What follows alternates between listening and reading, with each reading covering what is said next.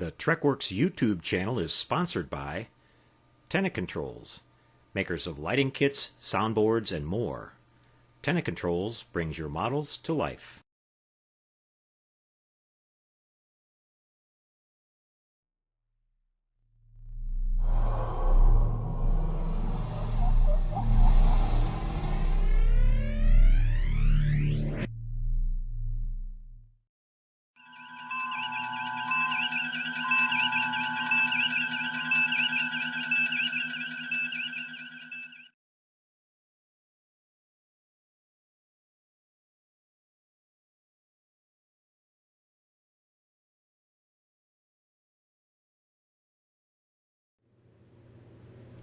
Hi there everybody, Boyd here with you and welcome back to the channel.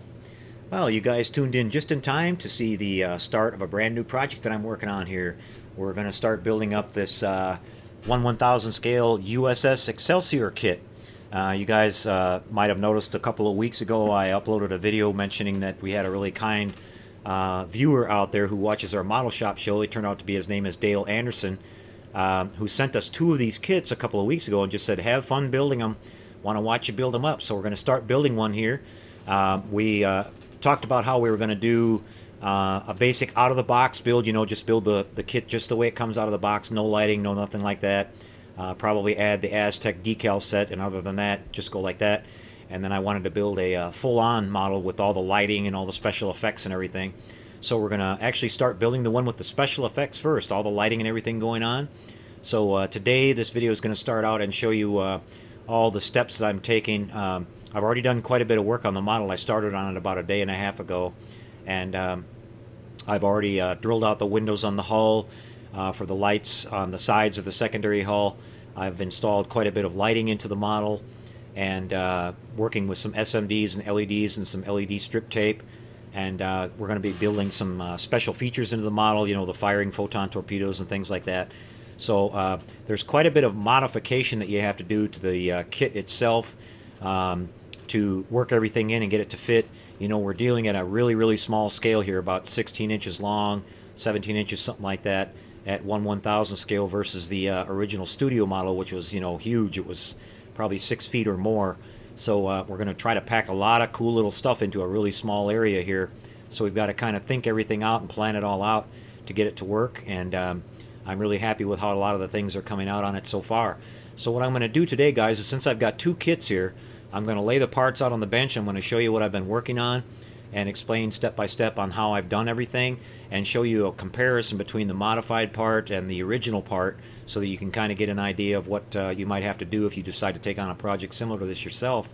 Everybody has their own way of doing it, but these tips that I'm going to show you on here might give you a few ideas, and so far it's been working out really good.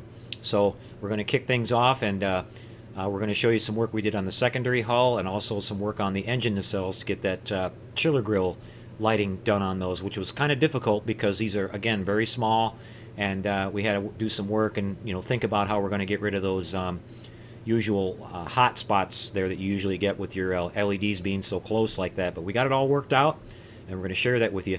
I'm going to point out here that if you're interested in following along with this, at the very end of this video, I'm going to, in the credits area, I'm going to put a list of all the components that I've used so far and identify what they were, where I got them, and the quantity I used of each one, and where to place it inside the model. And that way it'll help hopefully answer a lot of questions I get from you guys about the specifics of some of this stuff. So look for that at the end, and that way if you're interested, you can actually pause the video and write everything down if you decide you want to order the same stuff and use it for your own build. Okay? So without further ado, let me take a quick break. We'll come back and we'll have the beginning part of the video started here on the bench with the work on the secondary hull and getting all of our lighting work into that, guys. Stay tuned. We'll be right back. Sit tight, everybody. Okay, everybody, well, here we are set up on the bench. We've been doing some work on our Excelsior here, so I'm going to go through and show you guys what I've been doing so far to get the parts of the model modified so that we can do some miniature lighting on this. As we know, the original filming miniature, you can't exactly call it a miniature, it was probably on the order of 8 or 9 feet long, something like that, or somewhere around that size, and it was a huge model, and we've dropped this now down to 1/1000 scale, which were something around the order of 16 or 17 inches long, something like that. So I wanted to build in most of the effects as far as possible that we saw on the big model. So we've got to cram an awful lot into a very small area. So we're going to go through this and talk about what we did to modify that and get all of our lighting put in. I've been working on this for a couple of days now, and there's a lot of work to do if you want to light this model and make it look decent. Now, the first thing that you'll notice is that on our secondary hull here, we've got all these windows that need to go on. If you go and look at the Excelsior on the movies and pictures, you see that we got a whole bunch of windows going on the kind of sides, the belly, and up along these narrow sides of each side of the secondary hull. And on this kit, there are no windows here whatsoever. Nothing's been cut out, nothing's been indicated, there are no reliefs of any kind here. It's just a completely smooth surface. So you've got a real problem there if you want to start talking about putting windows in this. Now, the windows on this ship are a combination of small round portholes and elongated sort of oval shaped ones, so you can't just go through and drill a bunch of small little circles. You could, it'll look okay, but if you want it to look really accurate, you got to go do the individual groupings of windows the way they're supposed to be on this ship. So that's going to be quite a bit of work. Now, how do you do that, you say, without any indication? Well, fortunately, this kit comes with a set of decals, and I'll hold these up here for you, which give you all of your window emplacements that go on the secondary hull, and over in this section here, all the windows that go on the saucer. So basically what I decided to do here is use these decals as a template to drill out all of my windows. So what I did is I mounted all the decals that go on the secondary hull. Now, they don't give you any of the decals for the windows that extend into this area right here, but that's pretty easy because you've got this ridge. There's a little bitty molded on line or ridge that's right there on the side of this, which fortunately will allow you to put your pin vise, which I used to do all my window drilling, right on that edge of that line there, and just drill your holes, and it helps you to keep a nice straight line going across to do those. And then you just have to figure out, how you want to set those up. Now, I did kind of I started to work on that, and I just did kind of a random pattern. I did a couple of round ones here, separated them, a few more round ones and separated them, and a few more round ones and separated them. It's kind of hard to tell on the ship in the movie and the other shots I was able to find of it exactly how those are grouped, but as long as you got something there representing those, that's going to look pretty good. But these up in this area right here, I wanted them to look just like they should on the ship that we see in the movie. So basically what I did here is getting back to this, I put all my decals on here, and then I put some Tester's decal bonder on that, just on the bare plastic. I didn't prime it or anything. Got them all laid down on there where they should be, nice and smooth, and I let them dry for a couple hours so they were on there, almost like they were going to be on there permanently. And that way I was guaranteed they weren't going to shift or move or peel up on me when I was trying to drill and all that stuff. So then I decided it was time to go to work and start drilling out all my windows. Now what I did is I went through and did all the round ones first. There's more round ones than there are the oval shaped ones, but in order to pick the correct drill bit, now I'm sorry, but these things are so tiny I can't tell you exactly what size bit this is, but what I did to figure out the right size is I took the shank of the bit, not the tip, but the shank, and I put my magnifying glasses on and got really up close to this and put the shank over one of the round windows and picked one that looked like it was almost identical to the size of that round window. And then I decided, okay, when you drill plastic with these bits, it usually tends to go just a tiny little bit larger because you're cutting plastic and not metal and stuff like that. So I decided to take it and go to the next size smaller bit than that one, and that turned out to work out really good. So once I got my bit selected, I just carefully went in here and with up close with my magnifying glasses on and made sure I got dead center of each round window port and carefully drilled those out. Now, a couple things that I'll talk about real quick about how I did that was that I used my thumb, putting it on the model kind of something like this, and then I would rest the drill bit on the top of my thumb, kind of like that, to make sure that kind of helped me to hold it steady and get it centered. And once I had it there, that's sort of like on a tool rest, if you want to picture it like that. And then to make sure that you stay centered, the trick to using one of these pin vices, if you want to be really precise, is that you don't push really hard and you don't start spinning it really fast right away. You just barely start turning it, and putting a little bit of pressure on that, and that will allow it to start digging a little hole and get a pilot hole started to where it will go through and keep it centered on where you started out. If you push too hard and you try to turn too fast, the drill bit will do what we call walk. It will try to move just a tiny little bit, and on something this small, and we're trying to be really precise, I mean only a tiny little bit will make a big difference when you go back and look at this, and everything will start winding up looking crooked. So I basically went through and did all the windows like that. That was a good hour or so to do all the round ones, and then I came back and decided to start doing the elongated ones, the kind of oval shaped ones. So in order to do those, what I did is that I started off on the very edge of each one, on the end of each one, because they have that sort of curved edge on each edge, and then they have the kind of straight part in the middle. So and those are the same size basically as our round holes, except they're elongated. So I just went on the end of each one and drilled a hole first, and then went to the other end and drilled a hole, and that left just a tiny little narrow slit of plastic in the center left over that we had to get rid of. So with that, I just took a brand new number 11 blade on my X-Acto knife. Now it was important that you use a brand new really sharp blade, so you get a really nice clean cut and you're not fighting it and gouging around on it. And I just carefully got in there and I just made sure I kept my blade nice and flat, and I just started whittling back and forth until I cut through that little piece of plastic on the top and the bottom and removed that little section. Now that left me with a little bit of jagged stuff going on in there. So I took this same drill bit again, and I went back in there and I used it as a file. I just filed back and forth. Now, another important thing I'll talk to you about that is that when you use one of these as a file, you want to make sure you don't put very much side force on it at all, because these are made out of a carbide metal, and so they're very strong, but they don't have much flexibility to them at all. You'll snap these off like glass if you're not careful. So, and I knew I had the size that I wanted. I didn't want to ruin this bit, so I just carefully, worked it back and forth until I cleaned that little hole up, and I went through and repeated that same process all the way through until I got all the window groupings done on this, belly area and then up on the sides here. And it came out really nice. When I finished up with everything, I just took some 600 grit sandpaper and I just sanded off all that leftover decal film and brought it back to where it was a clean surface again, a plastic, and with our window groupings still in place. So that's basically how I did that. Now everywhere else on this ship where we have lighting, we have a strobe light here at the belly, which I installed, and I'll talk about that when we get to the secondary hull. I used this same exact one.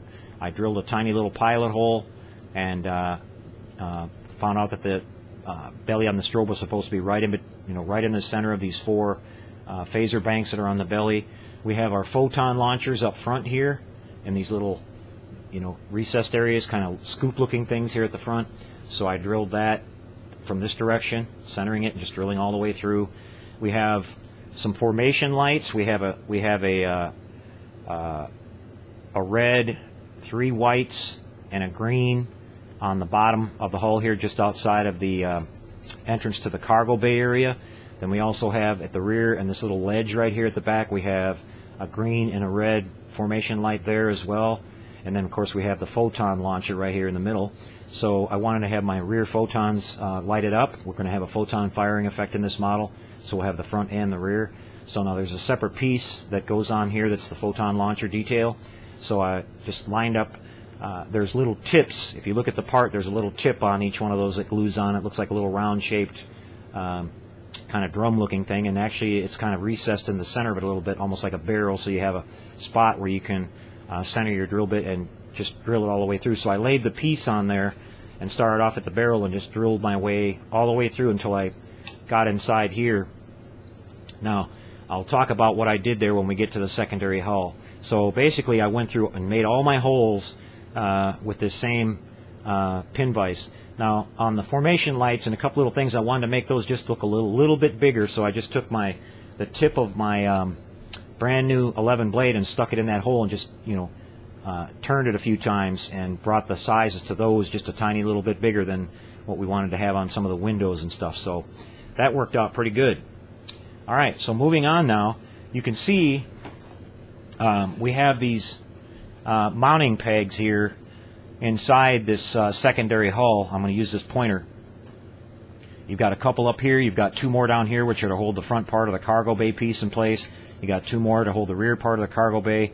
Two more here that hold, these longer ones here hold the top of the secondary hull in place.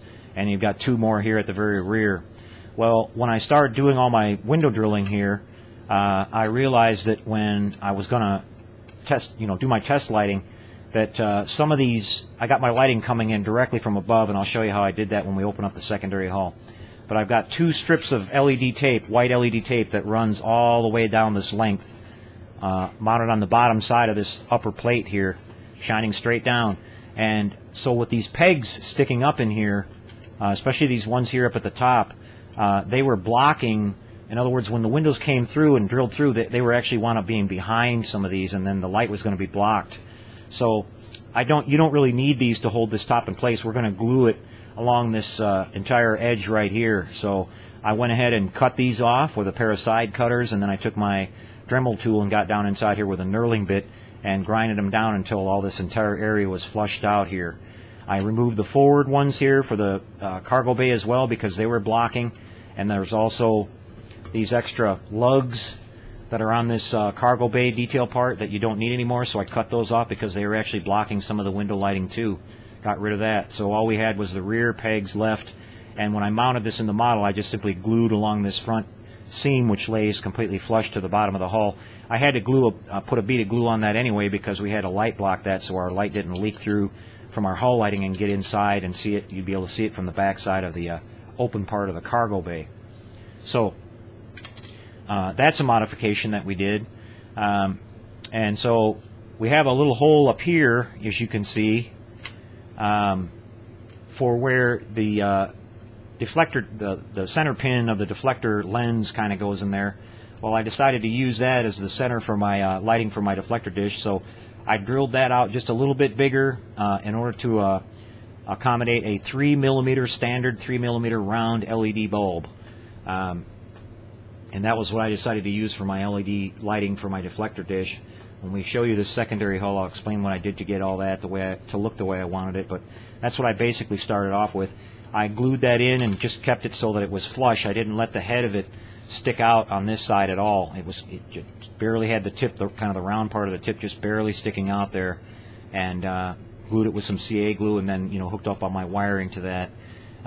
What we did is we, of course, sprayed this entire part of the inner hull with black first, my regular flat black, and then I came back with some white to do my light reflection.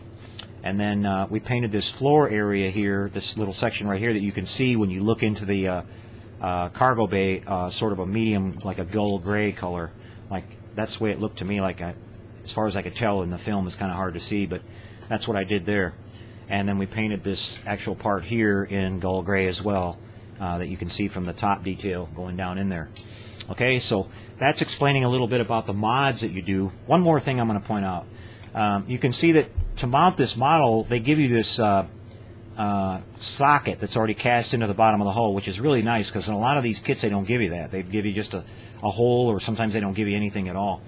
And this is pretty much where the center of gravity is on this model too. They kind of figure that out from the engineering, so it'll be balanced really well if we mount it in this location. Well, unfortunately, the kit supplies you, the mounting rod they supply you with is just a solid piece of rod, so you're not going to be able to pass any wires up through that to bring our power up into the model and all that other stuff.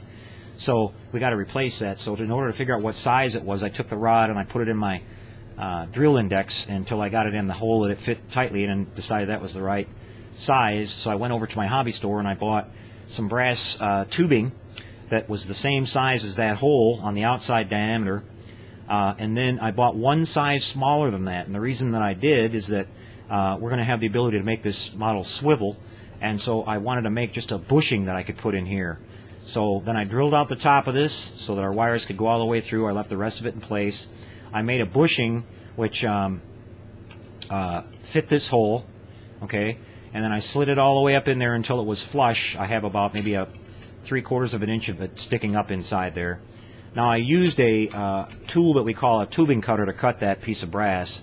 What that is if you guys seen it, it's got a little wheel on the end and it's got a cutting disc on one end of it, and you just basically put it on your rod here and you just keep spinning it around and tightening it a little bit more until it finally cuts your piece. Well, what that also does is the end that you cut, it crimps that end over, so it's kind of crushed in. And if you want that to be completely opened up again, you've got to get in there with a file or something and open that up. But in this case, it served a really good purpose, because that's going to be the stop that keeps my smaller rod from passing all the way through. So if you can imagine, what I did is I've got that bushing mounted in there. We brought it to where it was completely flush on the bottom of the hull. And this piece goes up inside like this, and that crimped over area stops that from going all the way through and just simply sliding all the way out. So that worked out fantastic.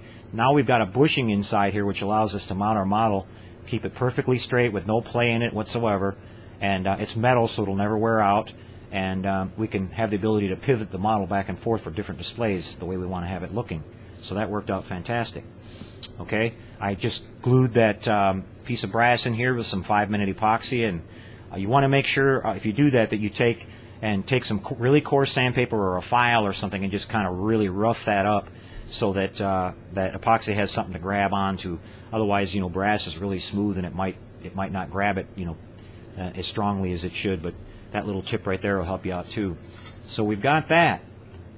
Okay. Now, one other little part that we modified here is, you can see this is the shuttle bay area. You can build 2 different versions of this ship. We're building the NCC 2000, which is Sulu ship, and they made some changes versus the Excelsior that we first saw in Star Trek: The Voyage Home. Namely the addition of the shuttle bay. There's some different detail. The bridge is slightly different on the saucer. The impulse crystal area on the top of the saucer is slightly different. And we have a difference here at the rear, where there was this kind of big round crystal looking thing on the original Excelsior, and on the later version, which Sulu commanded, we had a shuttle bay here. So if you wanted to have your shuttles to be visible, you've got to cut away this this closed door here. So that's what we went ahead and did on the other part. And you can see that here as we've got the secondary hull sitting here. Now the neat thing about that is you've actually got a little shuttlecraft sitting here on the deck on the inner part of the shuttle area there, and we decided to have some fun with that and light that up, and we'll show you how we did that here in just a second and talk about that. So before we go any further, let me show you the lighting that I've gotten done and how that looks. Well, first, let me just hold up the model so you can see our window detail here. Let me see if maybe that might be a little bit better. And you can see how nice and clean and straight all these windows are. We've got our nice little elongated windows. These are nice and in scale. I keep going the wrong way on the camera here. I keep forgetting that it's backwards. Okay, kind of turning it so you can see the view there. And they look really, really great, and they're nice and in scale. They came out exactly like I was hoping. So let's go ahead and power this thing on now. Now keep in mind, there's a couple things you're going to see here. There's going to be a whole section of windows that don't light up. And the reason why is that in this area right here, if I can get my finger on it, down in this lower area, this cargo bay sits in there, and it doesn't allow my light to come down through here, and the little windows that are on this side of it are kind of blocked off. And so our SMD lighting in our cargo bay that we've got mounted on the ceiling of that is going to actually bring our lights through for that. But that's on a separate circuit. I haven't got that connected yet. And all you're going to see is the basic window lighting on the kind of the top half of this right now. Everybody, I've dimmed the lights down here so that you can see our window lighting. I'll get you a little closer to this. Now, keep in mind, our windows are coming through pretty decent. You can see that little area down in this section I talked about is not lit. Now, that'll be better once we get our cargo bay installed and our lighting working with that as well. And also, you're not seeing all the lighting coming through perfectly even on this, because I haven't put any of my micro crystal clear into these windows yet. I do that at the very end after I painted everything. And what that's going to do is that's going to bring all the lighting to the surface here, and all these lights, these window lights, will light up a lot more evenly, and you won't see any of that sort of twinkling action that you can see if you look around every once in a while. If I do this, you can see where it's, you can see the source of the LED strip lighting going on up there at the top. So that'll take care of that. But this looks really good. You can see it's got nice scale to it. It's kind of having a hard time seeing those upper ones there. But like I said, those are going to come through a lot better when we put our crystal clear in all these. So that turned out really good. Let me go ahead and turn the lights back up now, and we're going to open this thing up and show you the inner workings of this. So let me get the lid off of here. I've got my wires passed through here real carefully. Now you're going to have to excuse my spaghetti mess inside here right now. I haven't tidied everything up yet, and I've got a lot crammed in here. And I'm going to go through and show you this. Start getting some of this wiring up out of the way here, because we're going to light up the photon launchers and the cargo bay and the deflector and our front and rear photon launchers, so we can show you how that looks. I've got this one SMD wire down in the center here, which is for our belly strobe. I want to get that one separated out of the way here. Okay, what we'll do first is we'll just kind of give you a look at this. I've got all my SMDs mounted here like I talked about. I used all the same sizes. I used 08, 05 SMDs. I've got standard white in my cargo bay here to light up kind of the rear half of the cargo bay. I've got some 08, 05 blue SMDs to light up the forward part of the cargo bay. I'll put up a screenshot here, a couple of screenshots as I'm talking. I'll pause right here and show you that.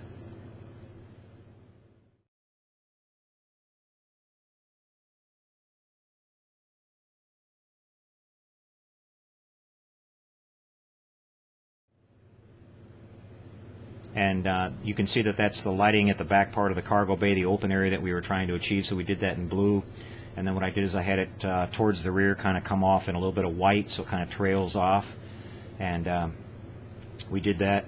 We've got two red 0805 SMDs at the rear for our photon launcher, two 0805 SMDs at the front for our photon launcher, and our red and our green navigation lights are all 0805s that have been mounted in here as well, and a single white 0805 here on the bottom for my belly strobe. Up at the front, like I talked about on the deflector, we've got a 3mm standard LED with a 470 ohm resistor on that, just a standard resistor. Now, before I do anything further, let me explain. On my deflector dish, I'm always really picky about how the deflector is lit on these starships. I see a lot of builds out there where they've got that deflector lit up way, way too bright, where it looks like a flashlight coming off the front of it. And I've said this 1,000 times, but you know, the deflector should look like it's just sort of subtly glowing, and not it's not intended to be a forward, you know, searchlight out in front of the ship. It's just intended to glow really subtly.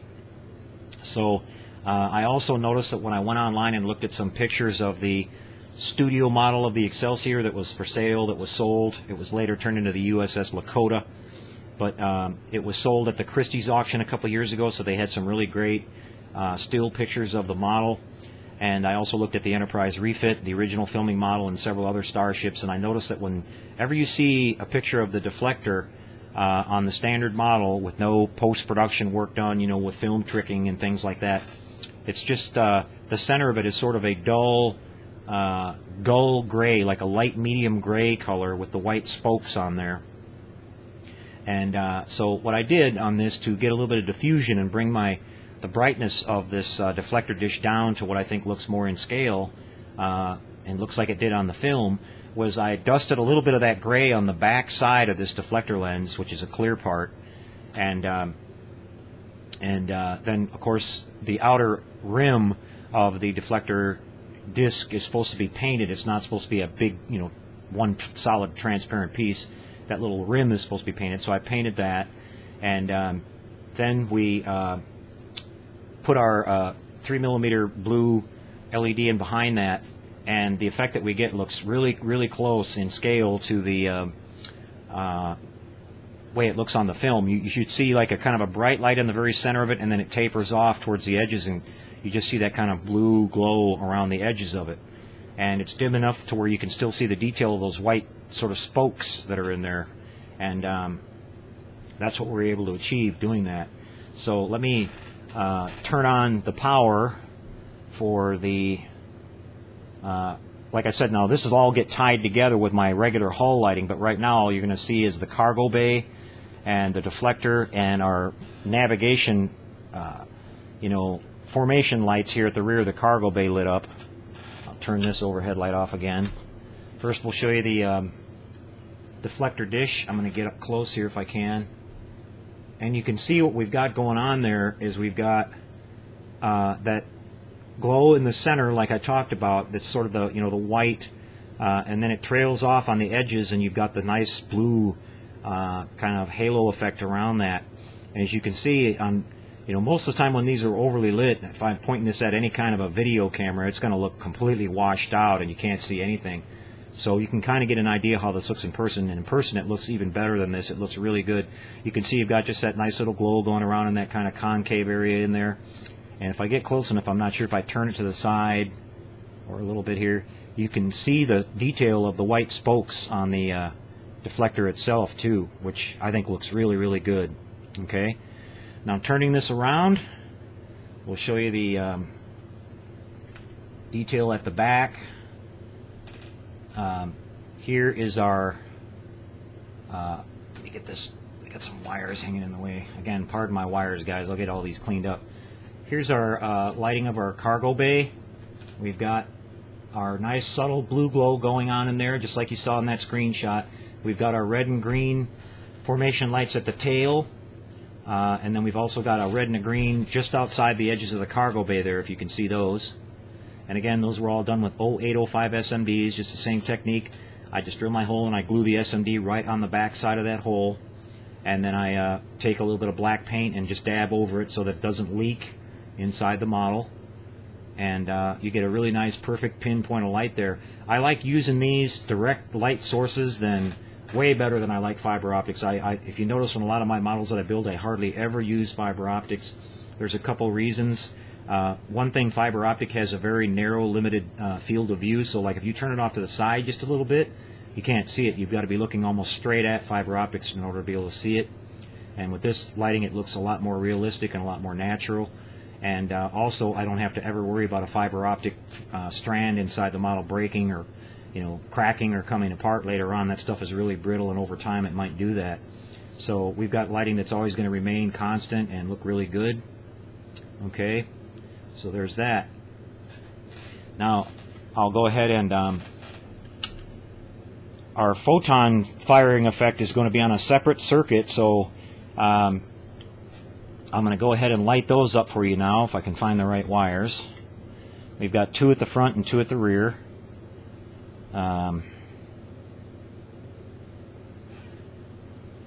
see if I can get this up here and show this to you. Turn the light back down. Here are our launchers for the rear. Now you can see that there's these little tubes that stick out of that little piece right there, and as I said, I just drilled straight through those all the way into the body here. But I didn't want to put my SMD way back in here, so I went on the back side of this piece and I just took my Dremel tool and just kind of hollowed it out just a tiny little bit so I could squeeze my SMD right up against that, so the light source is really close, and that way they're going to be, you see how bright they're going to be when they fire? They're going to be really bright. Okay, that's when they'll be at full intensity. So that's going to work out really nice, and that's some true lighting. That's not with fiber optics. Like I said, that's going to look really, really good.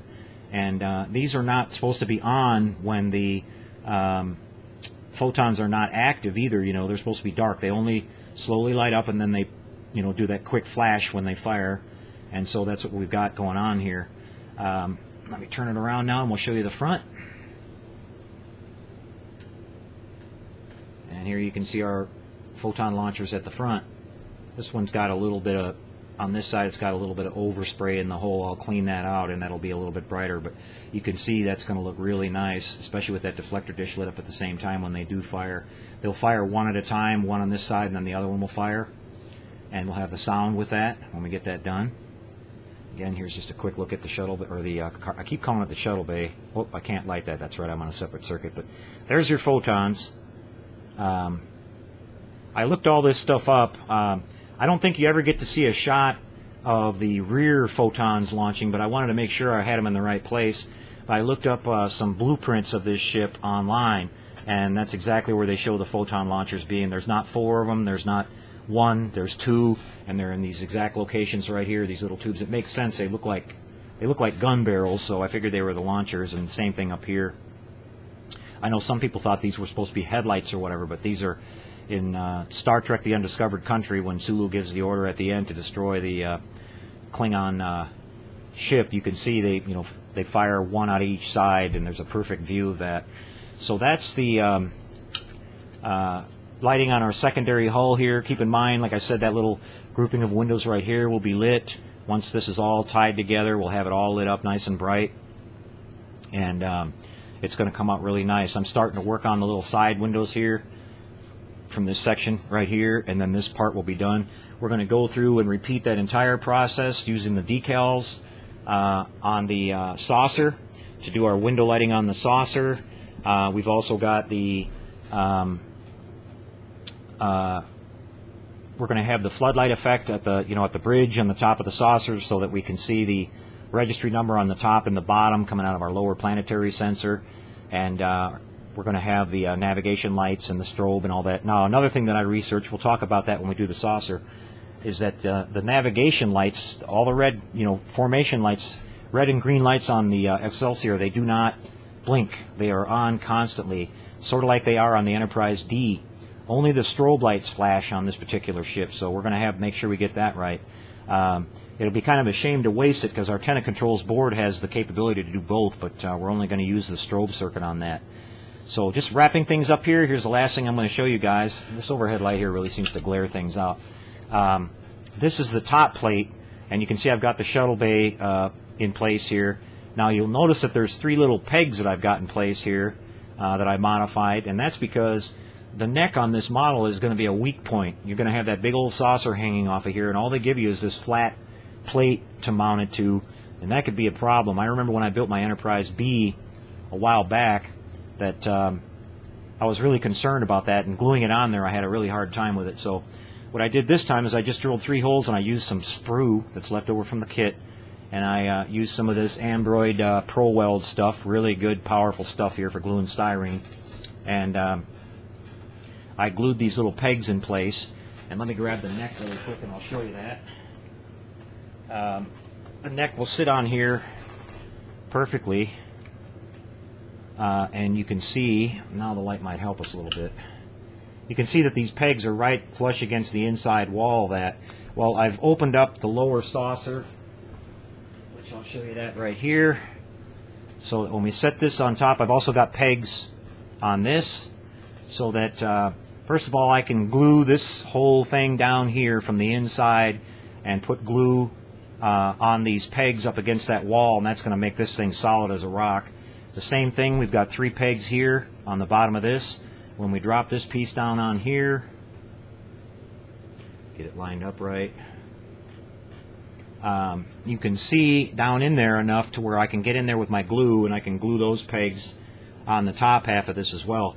I always build these models by putting the top of the saucer down last. That way I can use this as a platform and put all my boards and my wiring and connect everything up, glue that back down on there, and then we just have that little seam around the bottom edge of this thing that needs to be filled in, which will be really easy to do.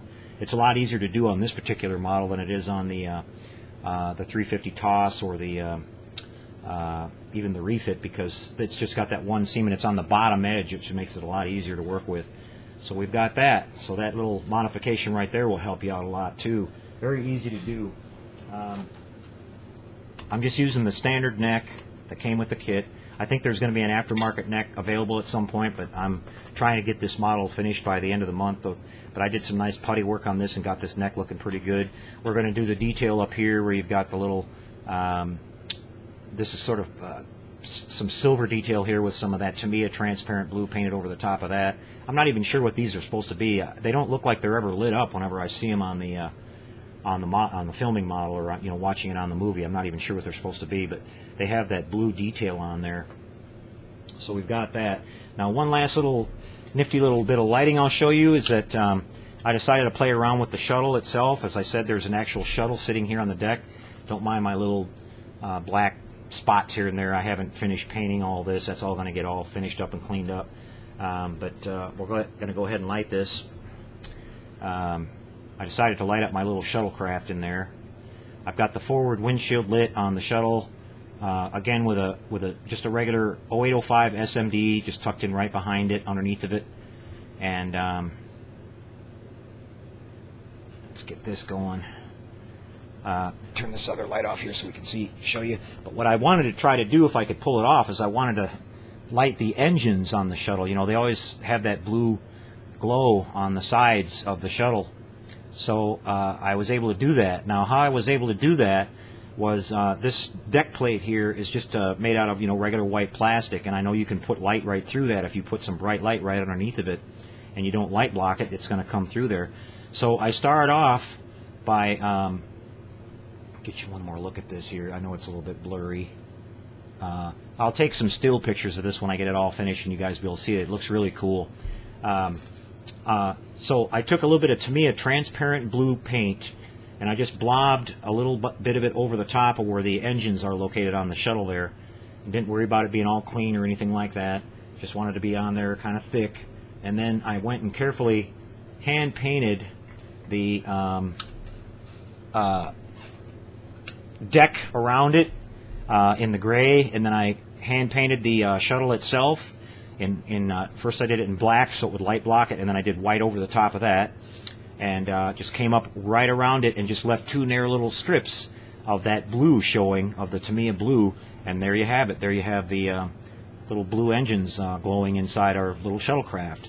I've also got two little lights that are mounted in there. I didn't show you those. I don't think they're on the back wall of the far shuttle bay. That'll give a little bit of lighting inside the shuttle, the bay itself. Just some really subtle lighting. I didn't want it to be like blown up super bright. And so that's it, guys. Here you can see my LED strip that I talked about that I mounted on the bottom. Just real easy peasy. Two long strips of standard white LED tape. And that's very simple. And that's going to light all of our windows here on the sides. It's flat enough where it squeezes in this little narrow area right in here on the sides to light this group of windows. And there we have it, guys. Now, before I finish closing all this up, I'm just going to lightly dust over all this stuff with some white paint out of my airbrush, and that way I'll make sure I get all my, I don't want to have any of my wires visible or anything like that. And I'm going to tuck all these down in here nice and tight and get all this all cleaned up. But I've got all this in here with quite a bit of space left over because I used this really small 30 gauge wire, and I used SMDs, which has really tiny wires on it. It's a little fragile. You got to be careful with it, but I've got plenty of room left over in here, so my lighting's going to move around nice and easy and all that, not be blocked or anything. So there you go, guys. We're going to go to the next step here real quick, and that's going to be to show you the lighting of the nacelles. I've got some work done on that, and I'm going to go through real quick and explain what I did there. We had some issues with needing to diffuse the light on the chiller grills and doing some research about how they're supposed to be lit and all that kind of stuff. So stand by for that. We'll be right back, and then that'll be the end of the video. We'll come back after this video with the next part, which will be working on the saucer. We're going to mount our control boards in the saucer. We're going to get all of our windows drilled out on that, and then we're going to put our strip lighting in there to get that lit, and our floodlights for our our registry number on the top and the bottom of the saucer, and some all those little details. We're putting a lot of detail into this little model, so I'm really happy with it, and I want to try to have it done by the end of this month. And at the end of the video series, I'll explain why on that. But I hope you guys have enjoyed it so far. Stay tuned. We'll be right back with some a look at the engine nacelles and the work we've done on those. Okay, everybody, well, here we are with you again, and we're going to show you now what we're doing for the work to light the warp engines on this model. And again, being that we're dealing with a fairly small scale kit here, we had to do some creative thinking here to try to get everything to work.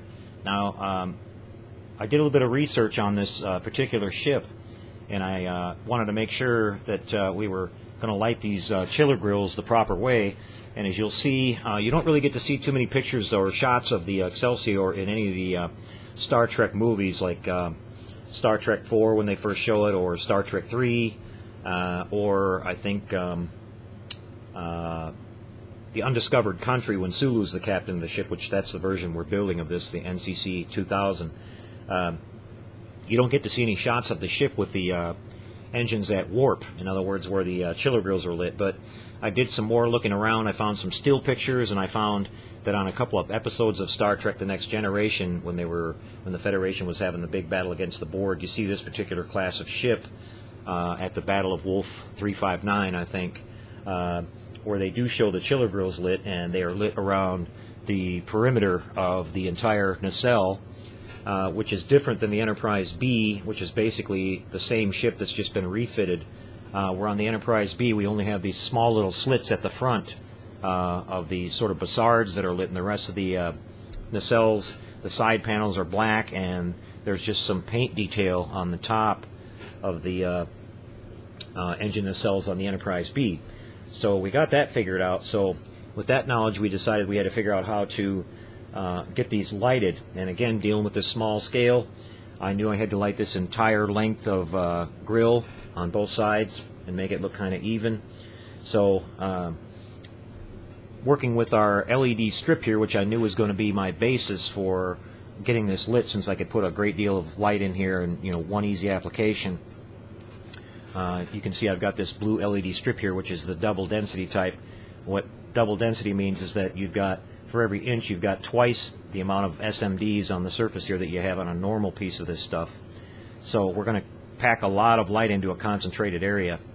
So dealing with that now, we're going to mount this down inside here like this. Now this nacelle on this starboard side here, I've got about 3/4 of the way put together doing my experimenting and getting everything figured out, and I wanted to leave this other side opened up so that I could show you guys what I did.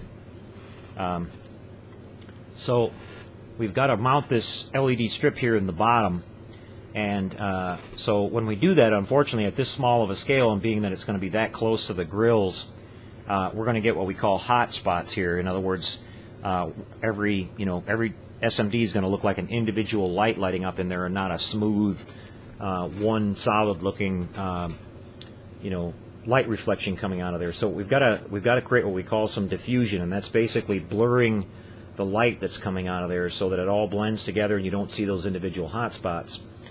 So I started brainstorming here, and in the end I wound up coming up with a combination of things that worked really well for me.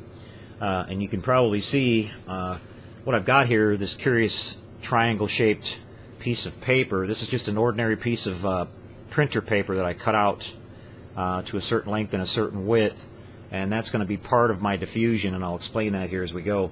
So basically what I did is I got my blue SMD tape mounted in the bottom of the nacelle like this, and then I took the chiller grill itself, which is the actual plastic piece, and I built that up. And then I sprayed the entire thing with some Tamiya transparent blue to get our basic blue look on the inside and the outside of the chiller grill. And then I thought, well, let me try this paper in here. And so basically what this paper does is it sits in here just like this, if you can kind of see this, in this channel here, and covers up my LED tape, but yet still allows a lot of light to come out of that and light all my stuff up. And it worked to a point to where I got pretty close, but I could still see just a couple individual little spots here and there where I saw some hot spots, and I wasn't happy with it. So what I decided to do is I came back and I took some regular white paint in my airbrush, the same white paint that I'm using as the base coat for the painting of the hull, and I just lightly dusted some white paint on the inside only of the chiller grills all the way around. And that, combined with this piece of paper here, took care of the problem, and it came out really, really nice, and it's actually a really simple solution to fixing that. What I also did is I wanted to make my lighting look in scale, and I'm running this model like I usually do at 9 volts, and I thought that the grills looked a little bit bright at 9 volts compared to what I see on the, they're not supposed to shine out, a huge halo around them. They're just supposed to be a nice glowing effect. And especially on something this small, I didn't want them to look too big. So I played around with some resistors, and I think the resistor I came up with was a, let's see, I think it's a 590 ohm 1/4 watt resistor, and I basically attached that to the power lead for each, the lead that's connected to the LED strip, and brought the voltage, the incoming amperage and voltage down just a tad, and that did the trick. Now I'm going to light this up for you in just a second, but before I do that, I'm going to explain the rest of this assembly and what I've got going on here. On my research of this ship, I found out that there is a strobe light located right here in the very center of this sort of pod, the pylons. And there are also, at the very front part of our nacelles here, there are 2 individual flood lamps that face towards the back part of the saucer. So I decided I wanted to have those lit. There's also a strobe light at the tail of each nacelle, standard kind of thing on a starship, Federation ship.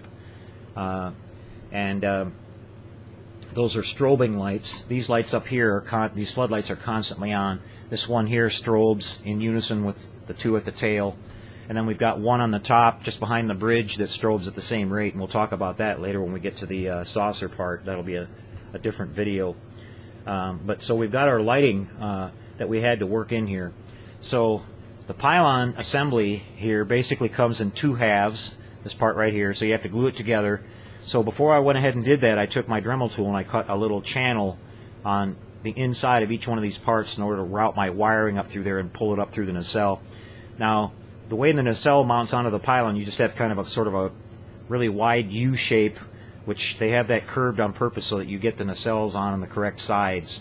You've got this little fin on here in the back, and if you make a mistake, you could have the fin on the inboard side instead of the outboard like it should be. So that's how they keep you from making that mistake.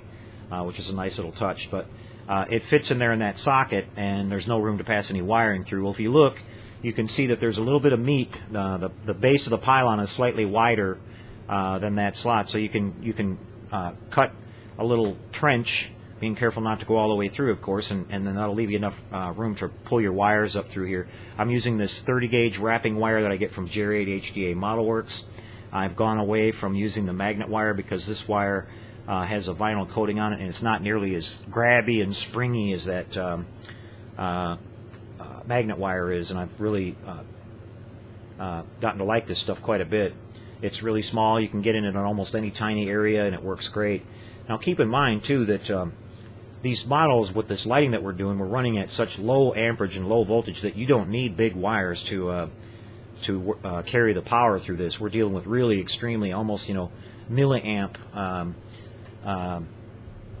amperage and 9 volts, so we're not going to worry about these wires not being enough to carry the the power or anything like that. So they work out fantastic for this.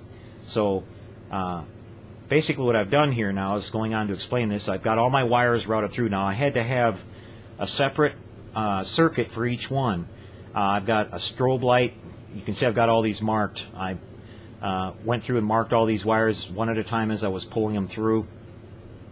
I've got a SMD, an 0805 SMD that's mounted underneath of the back side of this and just glued to the surface, and that's got its own leads coming off of it with a resistor and a ground wire that's just coming out the bottom of this thing that'll go into the ship, and I'll connect that all up inside when I connect that to the Tenant Controls strobe light board. Same thing back here. I've got the extra wires coming to the back where you can see I've got the tail piece here, and I've got an SMD mounted on the back side of that. I painted it black so that it's light blocked, and the strobe effect is not going to flash on the inside of the chiller grill and look wrong. So you'll just see the tiny little point of light flashing here. So you can see we've got this we've got this leads from our SMD hanging out here. Now, when I was thinking about this, I was thinking that's going to be a problem, because how am I going to get this extra wire, all pushed inside there?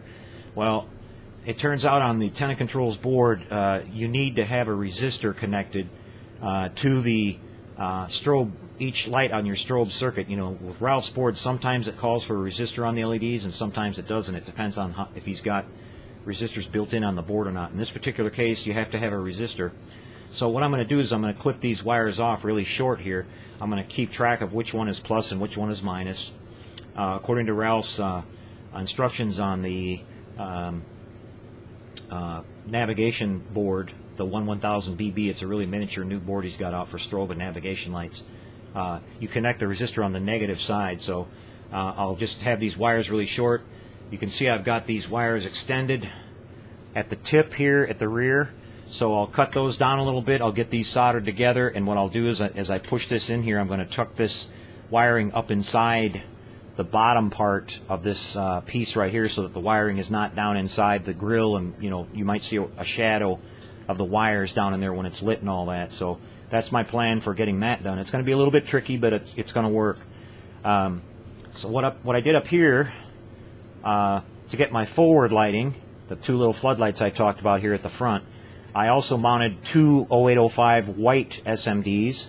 I've got little holes that I drilled there, and I glued those in place behind the holes, and then I painted them black on the back side again so that my floodlighting doesn't come in here and light up my grill and give that a bunch of, you know, a hot spot there going on.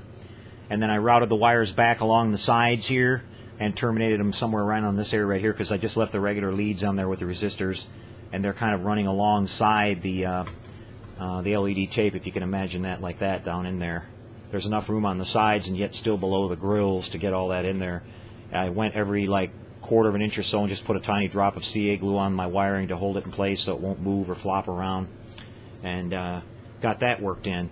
Then on the other side we took the other power wire, because you can see I've got these marked port side strobe light, so that's going to be the one that runs back here towards the rear. And I've got power, which powers up my chiller grills and my floodlights here at the front. So that's how that circuit's going to work. Now, so when I get that worked in, I go on the other side here. I just simply cross over a section of the LED tape that doesn't have, you know, in between two of the bulbs, so it doesn't create a shadow on that bulb, and make a turn and glue these wires on the other wall and come all the way back here and bring them out the top, just like I did here, as you can see on this side. And that'll be my strobe light circuit. So I'll be going ahead and putting this together now, but before I did that, I wanted to show you guys, you know, how I did all this stuff. And then again, all my wires come out the bottom here. They'll go into the ship. We've got a hole drilled here. There's a big open gap on the top of the secondary hull where this glues down, and all that'll be in place. We'll cap all this off by putting this little piece of paper in here. I'll just dab a little drop of glue in, you know, each corner in the front, one in the middle, and a couple towards the back. And that paper will never move or never come out or never go bad or anything like that. And we'll have our chiller grills all done and wrapped up. So that's going to work out really nice. So as I said, this is you know, a little bit of messing around. It took me a little time to figure it out, but I'm really happy with that. I haven't painted any of this area here yet. I've just got the top parts painted. I looked and I saw that these tops of these grills are done in sort of a gunmetal gray, and then we've got decals that come with our decal set that you put on here to put the striping that goes on here. So we're going to do that when we get towards the end. But let me go ahead and light this up here for you now, and you can see the effect that we have. If I maybe turn this overhead light off, you can see that we have a beautiful even glow coming all the way through this with no hot spots at all. It looks awesome. And you can see I've got it toned down to where it's in scale with this ship. It's not blinding you. It's not you know, washing out the camera. And maybe if I put this little cap on here at the back, just to kind of give you an idea, you can see that one little part, you know, kind of coming out of there.